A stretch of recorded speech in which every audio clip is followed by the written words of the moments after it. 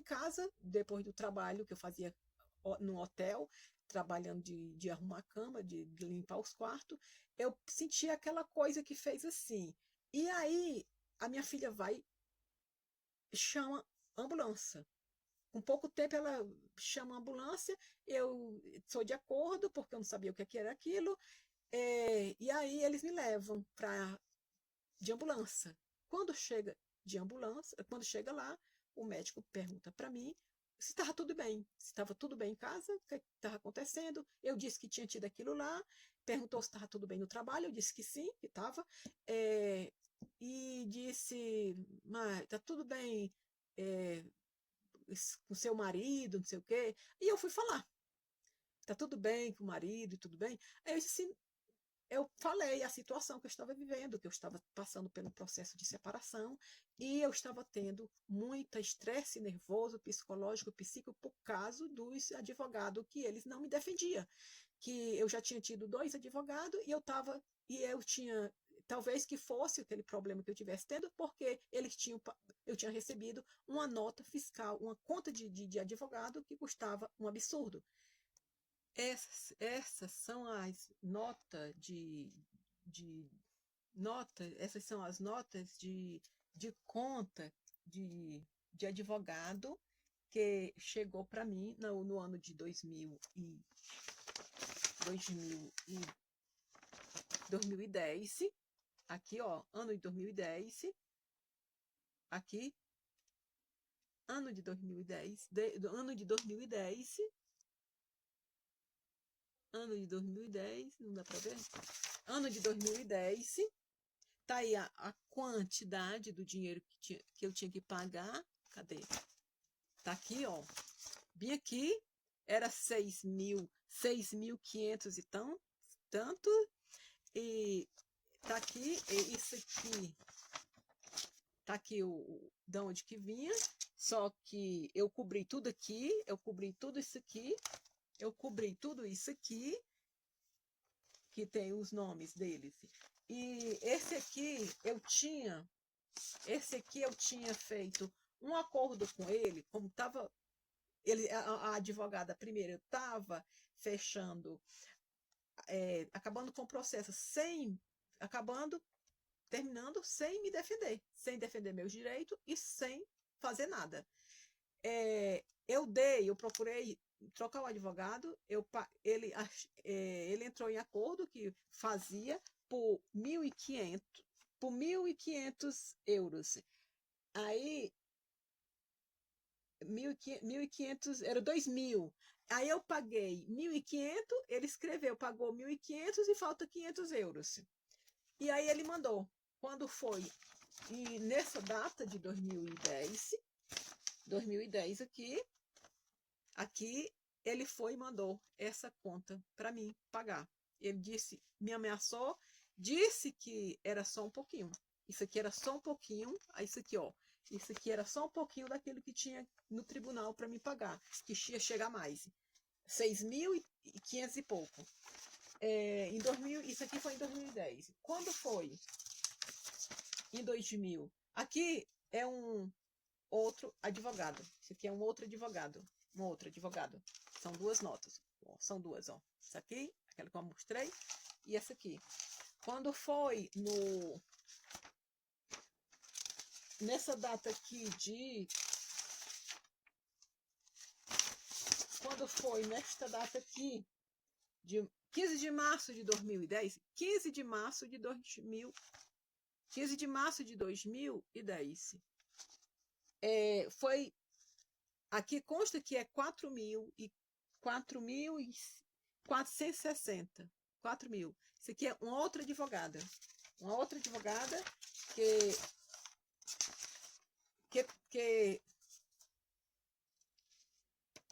manda. Como é que se diz? A despesa dela, a despesa dele, honorário. Aqui. E aqui, isso aqui. Aí aqui, sim, a conta. Cadê? Aqui tem alguma coisa mais de 4.000. Isso aqui é o fascículo, né? Que diz o dossiê. dossiê o dossiê. E deixa eu ver aqui. Esse aqui é o mesmo. Sim, é a mesma coisa. Depois começou, cada advogado que eu pegava renunciava o mandato. Cada vez eles não queriam ele mandava sempre por exemplo, esse daqui é aquele que mandou os 6.000 euros. Esse daqui é aquele que mandou a conta de 6.000 euros. 6.000 euros aqui, ó. 6.000 euros. Esse mesmo aqui que mandou. Esse aqui renuncia o mandato de advogado. Ele diz aqui que ele diz que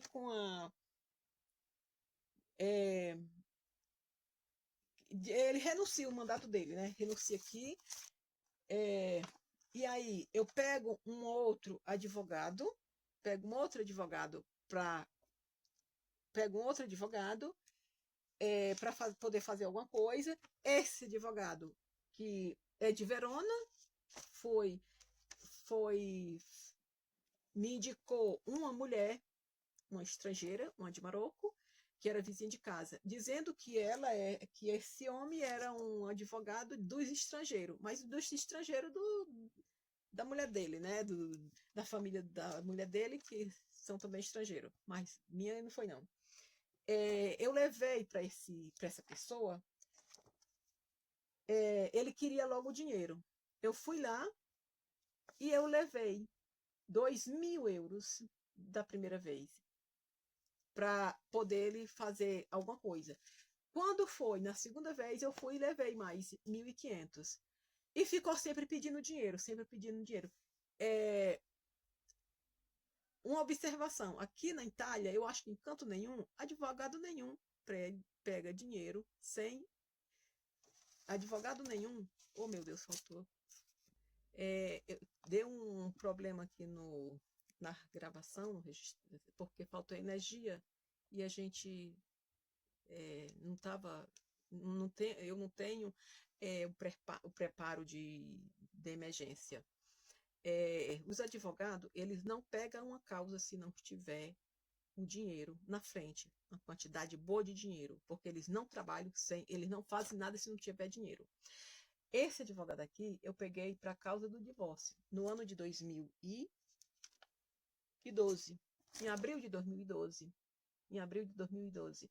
Esse advogado, eu levei 2.000 primeiro e 1.500. Ele não me deu nota fiscal, ele não me deu nada, nada. E ele continuava pedindo dinheiro. A mesma pessoa que arrumou, que me indicou, ela ficava dizendo, ele quer dinheiro, ele quer mais dinheiro. Quando eu falando com com uma pessoa, essa pessoa disse assim, não se faz assim, dá o dinheiro no banco, o dinheiro vem pago no banco, porque eles não dão a nota fiscal. E foi exatamente aquilo que ele fez. Ele não me deu nota fiscal, ele não me deu nada de comprovante de pagamento, ele pegou 2.000 logo de entrada e pegou mais 1.500 e ficou querendo mais dinheiro. E aqui ele faz o seguinte, ele, no dia, isso aqui foi não 2012, isso aqui foi no início de 2000, foi alguma coisa assim. Aí ele diz o seguinte aqui, causa de cholimento dele, do matrimônio, né? Aí ele diz assim, faço a seguinte, faço seguir a minha precedente passiva, está dizendo que está dizendo, né, que não quer, eu renuncio o mandato de defensor a tempo referido, alguma coisa assim, diz que tem uma, ele diz que tem uma audiência, ele diz aqui que tem uma audiência,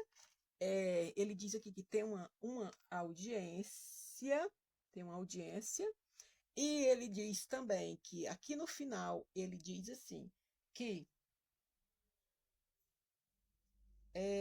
ele diz assim, ó, em relação ai quale a hoje nulla mi é stato versato. Ele diz aqui que nunca que nada até hoje, nessa data, nunca tinha sido dado nada para ele, versato nada para ele. Eu dei o dinheiro na mão dele. Eu dei o dinheiro na mão dele. Eu dei o dinheiro na mão dele. Ele mandou isso aqui. Ele me mandou isso aqui. Mandou isso aqui ainda no ano de 2012. Eles não pegam de processo aqui se não tiver o dinheiro. Se eles tiverem. E eles pegando o dinheiro, eles não fazem nada. Eles só torturam as pessoas, eles só defendem os bolsos deles. Eles não defendem ninguém. 99% eu sou segura. Eles têm um conflito de interesse. Os advogados daqui da Itália, eles têm um conflito muito grande de interesse somente de torturar as pessoas psicologicamente. Eles não têm interesse eles não têm interesse de defender, porque eles estão na fila para destruir. Eles só fazem destruir as pessoas. Eles não defendem os direitos das mulheres, eles não defendem o direito de ninguém. E eles estão na fila dos tribunais para fazer administrador de sustênio daqueles que os colegas deles destrói, porque eles pegam, destrói, os colegas destrói, eles destroem aquelas pessoas, os clientes que eles destroem, eles já vai para os outros colegas dele, os dos colegas vai para passa de uns para os outros. Aqui é assim, na Itália é assim, não tem defesa, só tem aproveitamento. E os advogados não faz nada. Eu digo isso baseada na minha experiência de tantos advogados e nenhuma defesa. Porque aquilo que eu tenho de problema aqui, tudo não passa de mal defesa. Eu estou aproveitando porque eu estava falando do internamento, do recovery. Lá atrás eu estava fazendo esse vídeo e falando. Aqui também é uma renúncia de advogado. É a segunda advogada, já é outros advogados que eu pegava. E assim, aqui ninguém defende ninguém. Aqui não tem nenhuma. Aqui não existe interesse de advogado fazer causa para defender ninguém, porque eles estão na fila, os advogados estão na fila dos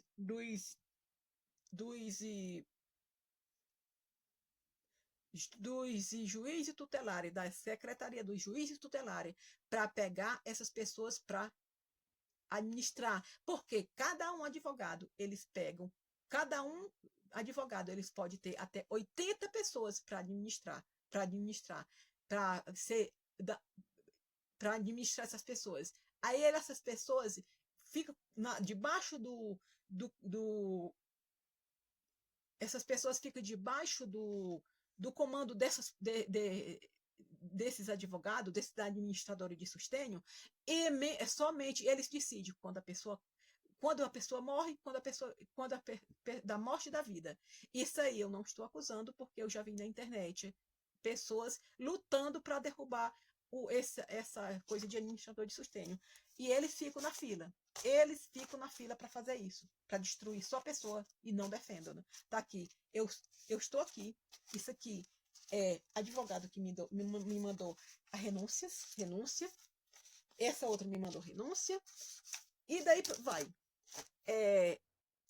Eu estava antes dizendo do internamento. Esse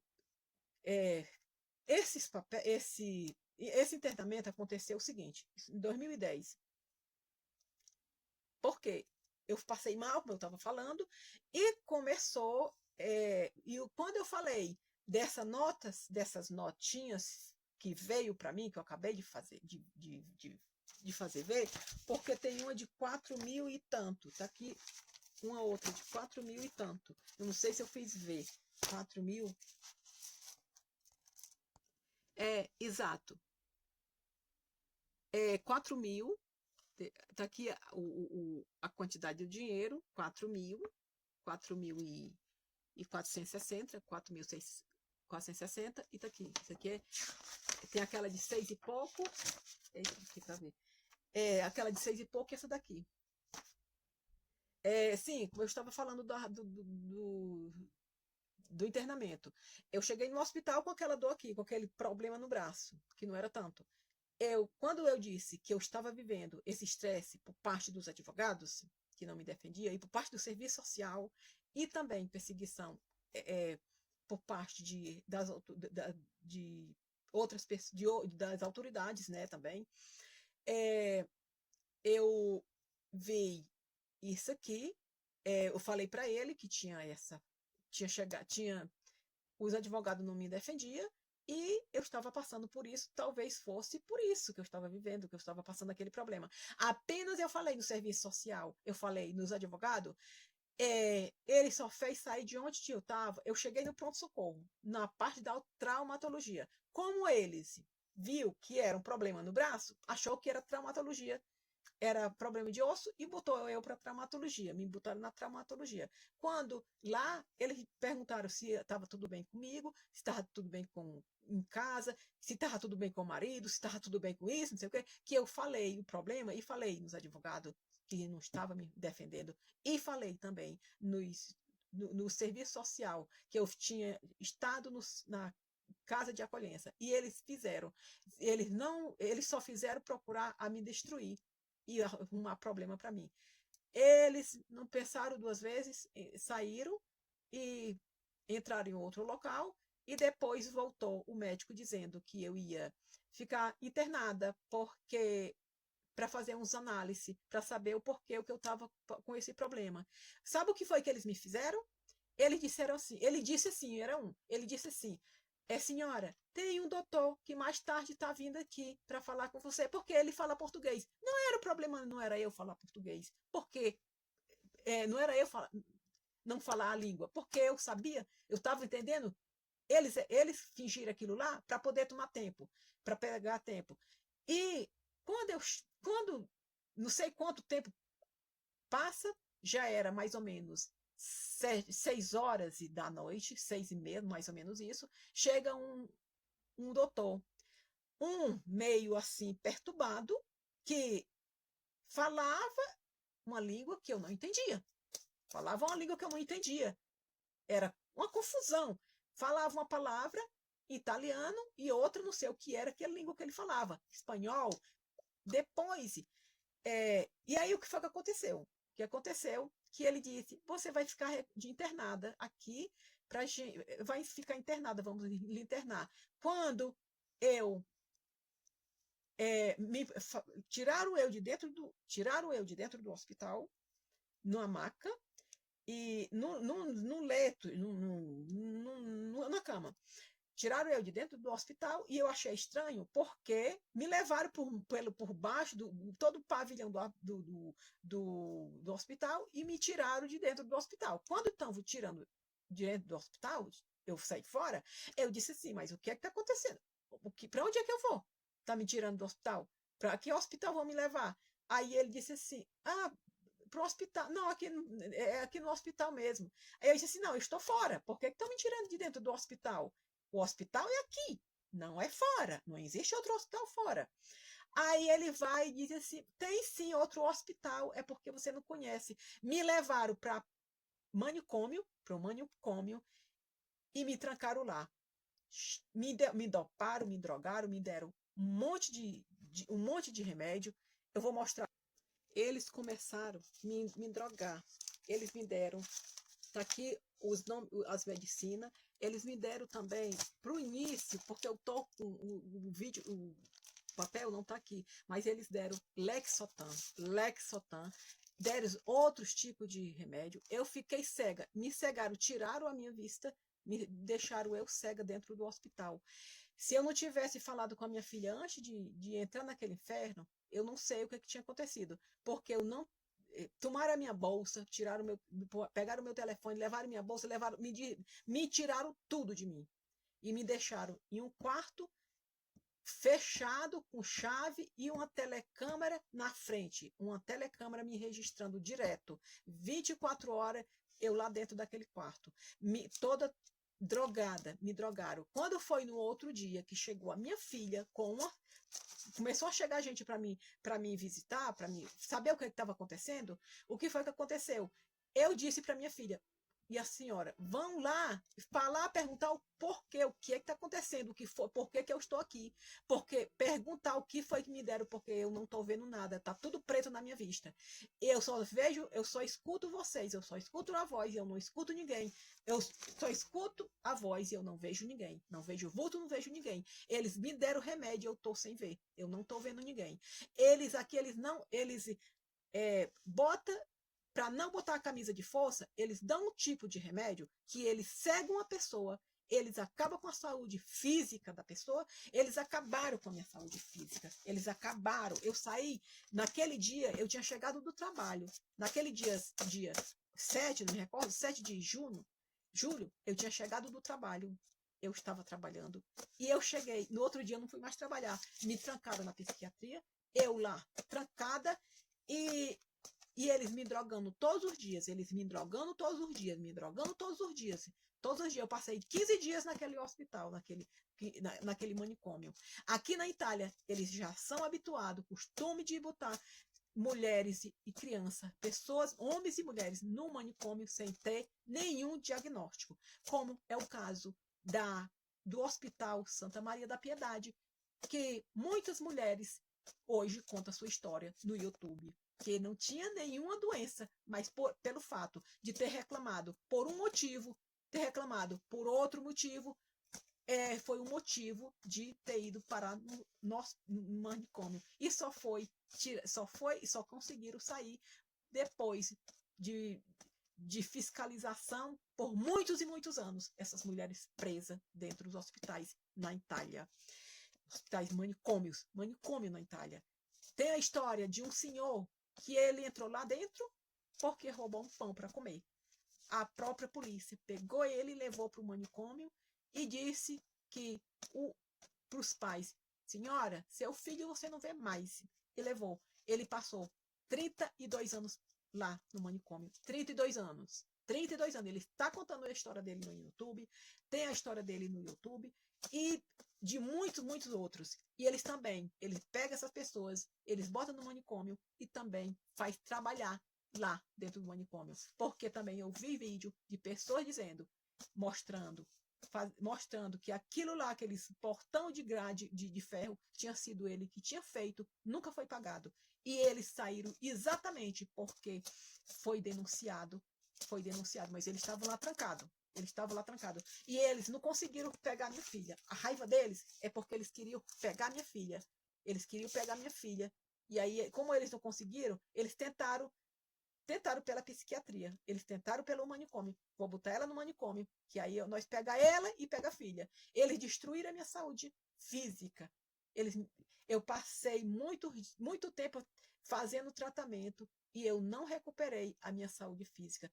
Eu fiquei sem caminhar, não conseguia ir trabalhar, porque o meu corpo pesava, eles me afermentaram, eu fiquei toda grossa, toda deformada, com tanto droga que eles me deram naquele hospital. Esse é fascículo, isso aqui é o dossiê de tudo de psiquiatria, tudo. Eles fizeram eu continuar em uma fila de psiquiatra. E por sorte que eu estou contando a história aqui, porque eu não tomava, quando eu estava lá, eu começava a passar mal, eu tive gastrite, eu tive um monte de doença por causa das drogas que me deram lá no manicômio deles lá. Isso tudo para poder se vingar de mim, porque eu quando chegou essas notas de advogado, eu procurei as pessoas para me ajudar, mostrava para um e para outro e dizia,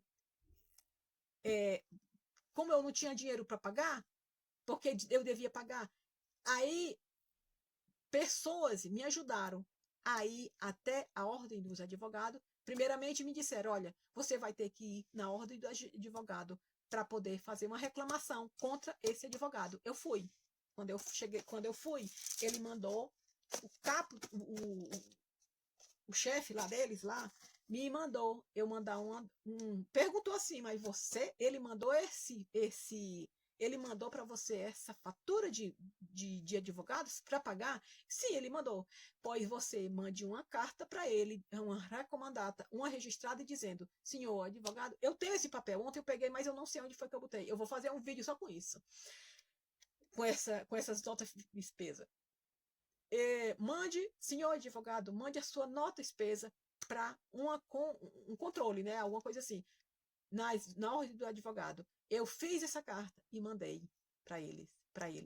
E quando foi em 2000 e quando foi em 2011, quando a minha sim, e esse advogado tinha me ameaçado de se eu não assinasse a separação, eu o serviço social ia pegar minha filha, o serviço social ia levar minha filha. Ele me ameaçou. Quando foi em 2010, a minha filha começou a ser perseguida por uma assistente social. Quando ela passava da escola, essa assistente social ficou no meio da minha, ficou atrapalhando a passagem da minha filha, quando ela voltava da escola, e dizendo que queria ajudar ela, que a minha filha não falasse mais nada para mim, porque daqui a pouco, isso foi no mês de maio, é, é, quando fosse em quando a Daniele quisesse qualquer coisa, eu fosse falar com elas, porque elas estavam lá para ajudar a Daniele, e que ela já ia fazer 18 anos, e que ela podia pegar o homem que ela queria, porque ela estava lá para ajudar a minha filha. E ela não falasse mais nada para mim. É, e falou que tudo que ela queria era o bem da Daniele. E ela, tudo enquanto que ela quisesse, fosse para ela, fosse falar com elas.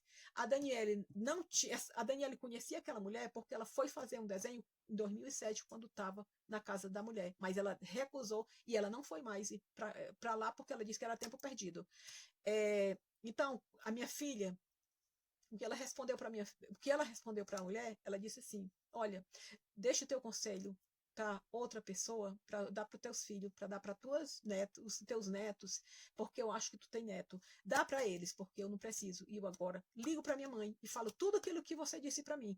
E sai da minha frente. Ela saiu, a minha filha me ligou, ela me ligou e, e naquele tempo também me pegaram, eu passei mal, fiquei fraca, tem até o documento, porque eu não estou com esse documento aqui, que o médico diz que eu estava fraca, com as pernas fracas. Mas como é que eu estou com as pernas fracas? Eu passei mal na sala do doutor, eles me levaram para o médico, e do médico me trancaram de novo na psiquiatria.